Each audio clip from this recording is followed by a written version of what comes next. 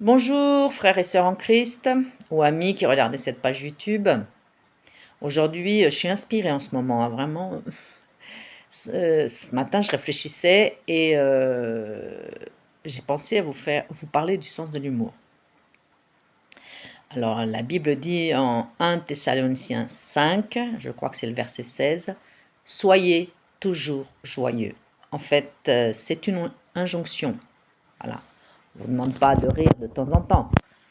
La Bible dit: soyez toujours joyeux. Pourquoi? Parce qu'un esprit joyeux est un esprit en bonne santé. Donc moi, je voulais vous parler de mon sens de l'humour, que certainement vous n'avez pas eu l'occasion de découvrir parce que je suis prophétesse et que la plupart des messages que j'ai donnés, surtout depuis janvier 2024, je m'étais un peu fâchée avec les abonnés et j'avais arrêté de faire des messages par moi-même. Et puis bon, le Seigneur ensuite m'en a donné plein. Donc je me couvre la tête dans ces cas-là et je donne les messages du Seigneur. Mais moi, personnellement, je suis une rigolote. Je suis un vrai bout en train.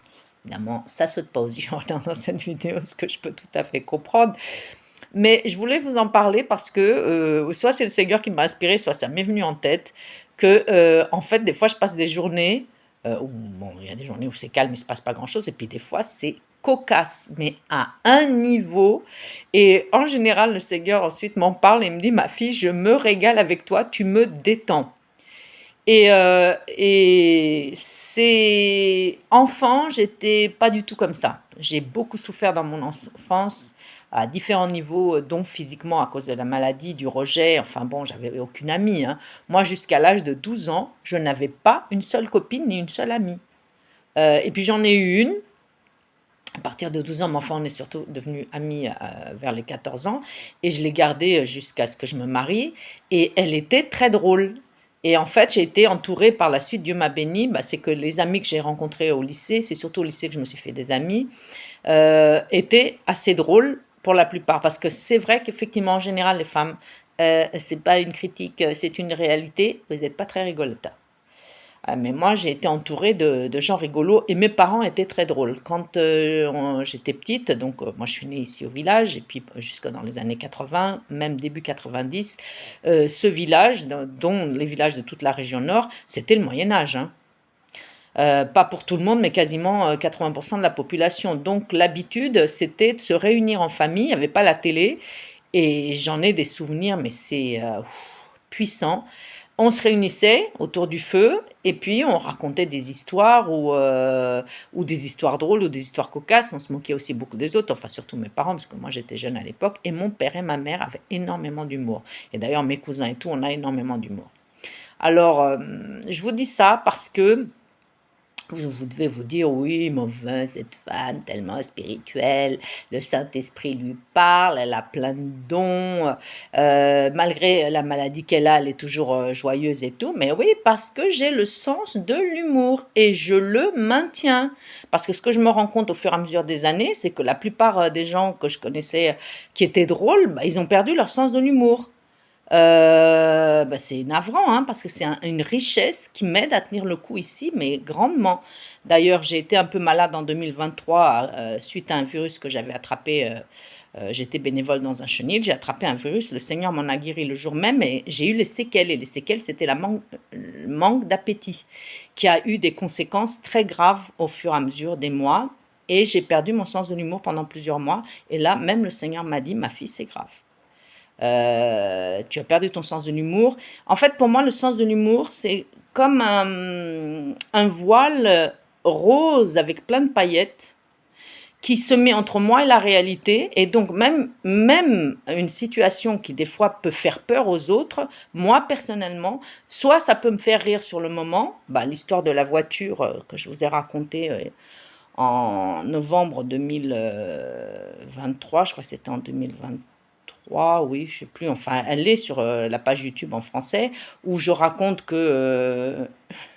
non, mais faut l'écouter, hein. Celle-là, faut l'écouter, parce que où je raconte donc que je descendais en ville et j'ai arrivé à 10 kilomètres de chez moi, j'avais plus de frein. Et j'ai conduit sans frein pendant à peu près 15 kilomètres. Il faut l'écouter l'histoire parce que ça vaut son pesant d'or. Vous m'auriez vu ce jour-là quand on m'a ramené de la ville, puisque bon, par la grâce de Dieu, je me suis pas tuée, j'ai tué personne. On est venu me chercher en ville pour me ramener au village. J'ai ri pendant tout le trajet, alors que c'était très grave. Enfin, ça aurait pu être très grave. Et en plus, j'ai une hilarité communicative. Bon, surtout en français, mais même en portugais, je me débrouille. Après, dans les autres langues, c'est trop compliqué pour moi voilà, de retranscrire le sens de l'humour. Et je me souviens aussi d'une anecdote, c'est-à-dire des fois, en fait, c'est une force incroyable. C'est une force puissante et incroyable, le sens de l'humour, quand c'est pas pour se moquer des autres, hein, ou pour être ironique, parce qu'on peut être méchant à travers le sens de l'humour. C'est pas mon cas, hein, c'est vraiment, j'ai le sens de l'humour.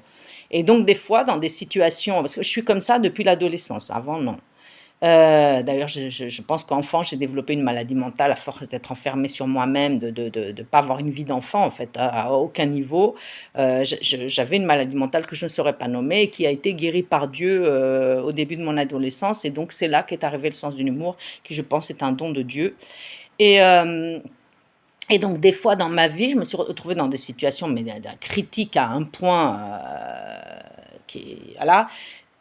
C'était une force, quand je m'en sortais, je racontais ça d'une manière, mais c'était à pleurer de rire. En plus, je connaissais énormément de gens à l'époque, ils venaient tous à la maison. Donc, et ils en riaient, c'était, voilà, c'est ouais, comme ça. Et donc, cette injonction dans la Bible, soyez toujours joyeux, je la comprends parfaitement. Et d'ailleurs, il y a certains chrétiens, hein, excusez-moi de vous le dire, mais enfin bon, vous ne devez pas être désabonné sur ma page YouTube parce que ça fait longtemps que je ne vous fréquente plus, vous êtes d'un ennui, mais à tomber par terre. Hein. C'est non, s'il te plaît, qui ne me parle plus, je vais être obligée de prendre une aspirine pour ça me déclencher un mal de tête. Alors, oui, il faut être sage, il faut, voilà, oui, citer des écritures de la Bible à propos, pour des situations où vraiment, quand la Bible dit « amenez toute pensée captive à l'obéissance à Christ », c'est-à-dire qu'en fait, de soumettre nos pensées à Jésus-Christ, de les emprisonner en Jésus-Christ, et aussi avec l'aide des versets de la Bible. Mais enfin, on n'est pas un dictionnaire biblique, hein. C'est pas la Bible Thomson, hein, avec l'annexe, avec tout. Non, mais... Ou alors, je ne sais pas, des discours alambiqués qu'on ne comprend rien. Ah non, non, franchement, ça va, rigolons un peu, détendons-nous. Ça permet de prendre une marge par rapport à la réalité. Et moi, j'ai eu des ennuis ici, depuis que je suis ici, donc dans ce village, à cause de ça, parce que moi, je rigole et je fais rire les autres, enfin, surtout les femmes. Hein. Donc, elles rient sous cap, et j'ai mis du temps à me rendre compte qu'en fait, ici, les femmes n'ont pas le droit de rire. Entre elles, ou de se moquer des autres. Mais pas rire comme moi je le fais, d'ailleurs, elles ne savent pas le faire. Et j'ai compris ça quand, en fait, bon, ici, il y a le café du village, hein, qui est un lieu social, et il y a sur la terrasse, il y a une partie, les hommes jouent aux cartes, et sur l'autre partie de la terrasse, les femmes, en général, on se réunit là autour d'une ou deux tables. Et des fois, il m'arrive des trucs, mais c'est à hurler de rire, hein, à hurler de rire. Donc, moi, je ris fort, hein, quand je m'amuse. Elle riait, donc les gars sont allés se plaindre à la propriétaire du café. Il faut dire assez au car il est trop fort, ça nous empêche de nous concentrer. Enfin, moi, intérieurement, je me suis dit déjà, pour arriver à se concentrer, il faut avoir un cerveau, hein, parce qu'on dirait qu'ils l'ont perdu ici, leur cerveau. Hein. Je ne vais pas épiloguer, mais j'ai jamais vu des cas pareils. Hein. Là, c'est le machisme dans toute sa royale laideur, hein, écrasante laideur. Hein. Ils battent leurs femmes, enfin bon, bref. Et elles n'ont pas le droit de rire. Et il est vrai que les Européens ont quelque chose un peu bizarre par rapport à ça, parce que il y a quelques siècles, il y a eu des chasses aux sorcières dans plein de pays européens. Hein. Ils ont tué des dizaines de milliers de femmes, les accusant de sorcellerie, alors que souvent elles ne l'étaient pas, mais bon, c'était un bon prétexte pour se débarrasser de quelques-unes qui dérangeaient. Et les femmes qui riaient étaient considérées comme des sorcières. Non, mais la blague. Donc Dieu n'a pas inventé le rire. Il s'ennuie à longueur du haut du ciel, il nous regarde avec sa longue barbe, il est là depuis des siècles à s'ennuyer. Non mais ça va pas ou quoi mais en fait c'est encore une idée à combattre. Je vous le dis. Hein. Alors moi des fois ça m'a sorti de situations pas possibles. Je me rappelle notamment il y a, oh là là, plus de 25 ans, je travaillais dans une autre pouponnière, parce que j'ai travaillé dans 2 pouponnières différentes, à la suite l'une de l'autre, et dans une plus petite, une fois que j'ai eu mes enfants, j'ai repris le travail au bout de 3 ans, et on m'a transféré dans une pouponnière qui était plus petite, et il fallait travailler un week-end sur 2. Et là, c'était un dimanche, on était en sous-effectif, comme tous les dimanches. La responsable, la seule qui devait être là ce jour-là pour la pouponnière à 2 étages, et voilà, pour le personnel qui était là, était tombée malade. Et on se retrouve à être obligé d'accueillir le papa d'un enfant que j'avais à mon étage, qui était un homme agressif, violent, connu des services de police, et qui normalement n'était pas censé rentrer dans la pouponnière. Ah bah, il est arrivé à la porte, il a senti tout de suite la faille, il a dû flairer qu'on était livrés à nous-mêmes ce jour-là, et il monte directement à l'étage sans l'autorisation de la femme qui était en bas. Alors nous, panique à bord. Je rigole, mais c'était pas drôle, hein. Parce que non seulement il s'en prenait à son gamin qui avait 3 ans, il s'en prenait au personnel, et il pouvait être dangereux pour les autres enfants. On était quand même responsable de la protection du groupe d'enfants. Donc, nous, dans une situation grave, faire intervenir la police, c'était tout aussi grave, parce qu'ils pouvaient se venger.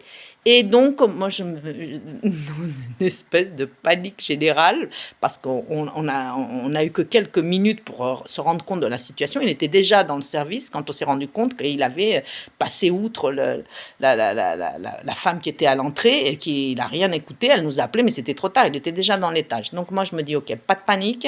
J'ai souvent fait des spectacles de marionnettes pour les enfants, le clown, je me suis souvent déguisée en clown aussi, mais là, ce jour-là, ce qui m'est venu à l'idée, c'est va chercher tes marionnettes et fais un spectacle. Donc, j'assois tout le monde dans la salle, tous les enfants du groupe, dont les collègues qui étaient là, qui avaient, voilà, il y en avait qu'une ou deux, les autres étaient occupés avec les bébés, et le monsieur s'assoit là avec nous, et je mets un rideau et je sors, mais j'improvise un spectacle de marionnette. Il a tellement ri, mais on aurait dit un enfant. Bon, il s'y attendait pas, c'était un Africain. Bon, il s'y attendait pas, hein. Qu'en fait, à la fin, bon, bah, ça a duré quoi, un quart d'heure, hein, parce que moi, bon, mes spectacles improvisés ne pouvaient pas durer très longtemps. Évidemment, les enfants applaudissaient et tout, mais eux, ils étaient habitués à voir mes marionnettes déambuler là derrière le rideau. Et il est venu me serrer la main, il m'a remercié, la visite s'est bien passée. Et il est parti tout tranquille, et donc ça a fait le tour de la pouponnière le lendemain, parce que c'était le moyen que j'avais trouvé pour le calmer, et tout s'est passé sans heurts ni rien du tout. Il y a une puissance dans le rire. Il y a vraiment une puissance dans le rire, et je vous assure que Dieu nous est gré quand il passe des moments détendants, hein, dans le monde, surtout dans le monde dans lequel on vit, où tout est anxiogène. Les gens sont anxiogènes, la situation mondiale est anxiogène, les médias sont anxiogènes, les enfants sont anxiogènes, enfin bon, bref, ou anxiogénisés par cette ambiance morbide. Et, et voilà, je voulais vous parler de ça aujourd'hui. Si vous avez le sens de l'humour en tant que chrétien, c'est une force, pas un défaut qu'il faut cacher. D'accord, des fois, les gens qui ne me connaissent pas me regardent un peu bizarrement quand je sors mes histoires et tout ça. Vous savez quoi? Je m'en fous. Voilà. Et c'est dommage, c'est que bon, pas vous en rendre compte là, puis je vais pas je vous ai raconté l'histoire du chat l'autre jour, le chat mal poli, parce que là, j'ai dit si je la raconte pas maintenant, celle-là aussi, elle va passer à l'as. Et puis ma fille attendait la vidéo, voilà, parce que mes filles aiment beaucoup mon sens de l'humour, d'ailleurs elles aussi, elles en ont un peu, c'est pas comme moi, mais bon. Bref. Et puis je me souviens, on va finir avec ça, il y a 2 ans, une amie à moi est venue me rendre visite, on avait été à Porto. J'aime beaucoup aller à Porto, donc on est allé passer 2 jours à Porto. Et moi, j'en ai profité pour renouveler toutes mes petites culottes, soutien-gorge et tout ça. Il était grand temps. Et on va dans une boutique de lingerie fine, dans une grande galerie à Porto. Alors moi, j'ai un corps un peu spécial. Il n'y a rien qui est normal. C'est Betty Boop, mais à la portugaise, quoi. Enfin bon, bref. Indescriptible. Donc, on va dans la boutique, et puis la dame, ce qu'elle veut, c'est vendre, hein. Plus elle vend des dessous chers, mieux c'est pour elle. Alors, moi, j'avais un budget limité, mais bon, je rentre dans la cabine, et donc elle me passe, mon amie me passe à travers le rideau les dessous, mais alors pas du tout adaptés à moi. Donc, en fait, le premier passe encore, le deuxième, je ne sais pas si c'était une culotte ou un soutien-gorge, je commence à exploser de rire, parce qu'on aurait dit une baleine à qui on essayait de mettre un truc pas du tout adapté. Je rigole, c'est pas pour me disqualifier mais franchement, ça n'allait pas du tout. Donc plus ça allait, plus l'hilarité augmentait. À un moment, bah, c'était toute la boutique qui était submergée. Je riais, j'en pleurais de rire, hein. Bon, j'ai quand même fini par trouver quelques trucs qui m'allaient. Bon, on est parti, on est sorti de la boutique. Je me rappelle, c'était une grande galerie. On s'est assis à côté, il y avait des plantes. J'ai dit non, là, je peux pas aller dans la rue, il faut que je me calme. Ah ben, impossible. Pendant une demi-heure, mais c'était des éclats de rire. En plus, j'ai un rire communicatif et puis j'ai beaucoup d'humour. Alors, je faisais tout le détail à mon amie de comment moi j'avais vécu le fait qu'elle me passait les dessous qui n'allaient pas, quoi. En plus, elle disait, bah, fais-nous nous voir. Ah non, surtout pas, non, surtout pas, n'ouvrez pas le rideau, ne regardez pas ce spectacle d'horreur. Donc, en fait, on a ri dans la galerie à haute voix, ça résonnait dans la galerie. Donc, j'en passais, ça les faisait rire. Il n'y a pas de mal à ça. Il n'y a pas de mal à ça. Donc, je vous le répète, soyez toujours joyeux est une injonction du Seigneur. Et pour être joyeux, bah, il faut aussi apprécier ou avoir le sens de l'humour. Les hommes en ont plus que les femmes, hein. Mais moi, j'apprécie ça chez les hommes. Les hommes ont plus le sens de l'humour que les femmes. Ou alors, bah, riez aussi avec les autres. Riez. Riez.